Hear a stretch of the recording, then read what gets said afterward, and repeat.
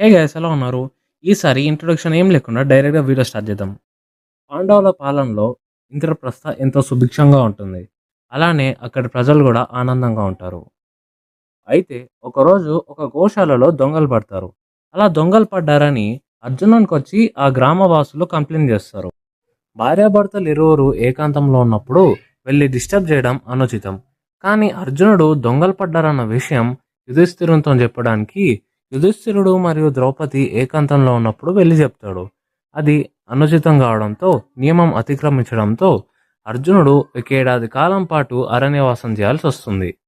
ఆ దొంగల్ని పట్టుకొని వారిని శిక్షించి పెద్దవారైన భీముడు మరియు యుధిష్ఠిరునికి నమస్కరించి అర్జునుడు అరణ్యవాసం చేయడానికి వెళ్తాడు. అలా అడవిలో ప్రయాణం చేస్తున్న అర్జునుడు ఒక చెట్టు కింద తీస్తుంటాడు. అయితే అక్కడ ఒక నది ప్రవహిస్తుంటుంది. ఆ నదిలో నుంచి ఒక కన్య బయటికి వస్తుంది. ఆమె నాగలోకానికి చెందిన ఒక రాజ్యంలోని రాకుమారి. అర్జునుడు తన గురించి కనుక్కోగా తన పేరు ఉలూచి అని చెప్తుంది. ఉలూచికి అర్జునుడిని చూసిన మొదటి చూపుకి నచ్చేస్తాడు. అందుకే తను తన లోకానికి తీసుకెళ్లి అర్జునుడిని వివాహం ఆడుతుంది. కొద్ది కాలం పాటు అర్జునుడు నాగలోకంలోనే ఉంటాడు. అయితే అర్జునుడి చేత ఉలూచికి ఇరవనుడు అనే కుమారుడు కలుగుతాడు. కొందరు కొన్ని చోట్లలో ఉలూచిని ఉలూపి అని, అరవనుడిని ఇరవనుడు అని అంటారు. తర్వాత అర్జునుడు మణిపురి అనే రాజ్యానికి వెళ్తాడు. మణిపురి రాజ్యానికి రాజుడు చిత్రవాహనుడు.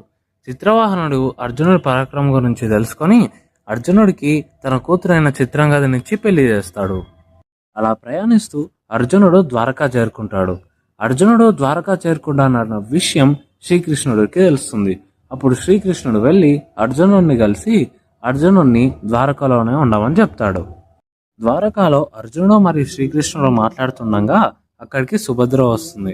సుభద్రను చూసిన మొదటి చూపుకే అర్జునుడు తనతో ప్రేమలో పడిపోతాడు. సిగ్గుపడుతున్న అర్జునుడిని చూసి కృష్ణుడు ఇలా అడుగుతాడు, ఏంటి బావా, తన్ని పెళ్లి చేసుకుంటావా అని. దానికి అర్జునుడు ఇంకా సిగ్గుపడతాడు. శ్రీకృష్ణుడు ఎవరికి తెలియకుండా అర్జునుడితో సుభద్రని పంపిస్తాడు. సుభద్ర అర్జునుడితో వెళ్ళిపోయిన విషయం బలరామాది యాదవులకు తెలుస్తుంది. అది తెలిసి వారందరూ ఆగ్రహిస్తారు. కానీ శ్రీకృష్ణుడు వాళ్ళందరికీ నచ్చజెప్పి శాంతింపజేస్తాడు. ఇంకా ఇంద్రప్రస్థలో హస్తినాపుర వాసులు, ఇంద్రప్రస్థ వాసులు, ద్వారకా వాసుల మధ్యలో సుభద్రార్జున వివాహం ఎంతో ఘనంగా జరుగుతుంది. కొద్ది కాలానికి సుభద్ర గర్భం దాలుస్తుంది. అయితే ఒకరోజు సుభద్ర మరియు అర్జునుడు మాట్లాడుకుంటుండగా సంభాషణలో పద్మవ్యూహం గురించి చెప్తాడు అర్జునుడు. కానీ అది సగం మాత్రమే చెప్తాడు. ఎందుకంటే మిగతా సగం వినేలోపు సుభద్ర నిద్రపోతుంది కాబట్టి ఆ సగాన్ని ఆ గర్భంలో ఉన్న పిల్లవాడు చాలా శ్రద్ధగా వింటాడు. ఆ పిల్లవాడు ఎవరో మీకు ఇప్పటికీ ఒక ఐడియా వచ్చే ఉంటుంది.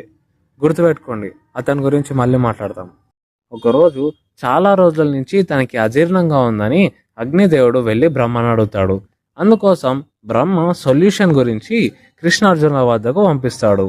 ఒకరోజు అర్జునుడు మరియు కృష్ణుడు అలా నడుస్తుండగా వారి ముందు అగ్నిదేవుడు ప్రత్యక్షమైన అగ్నిదేవుడు కృష్ణార్జునులని ఒక హెల్ప్ అడుగుతాడు.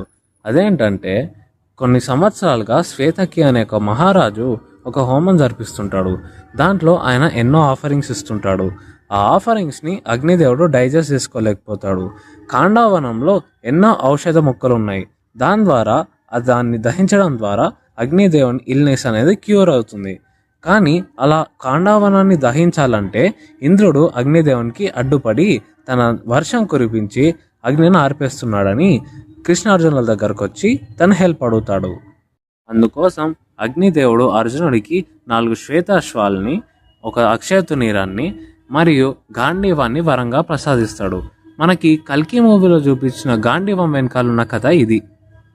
చివరికి అర్జునుడి సహాయంతో అగ్నిదేవుడు కాండావనాన్ని పూర్తిగా భస్మం చేస్తాడు.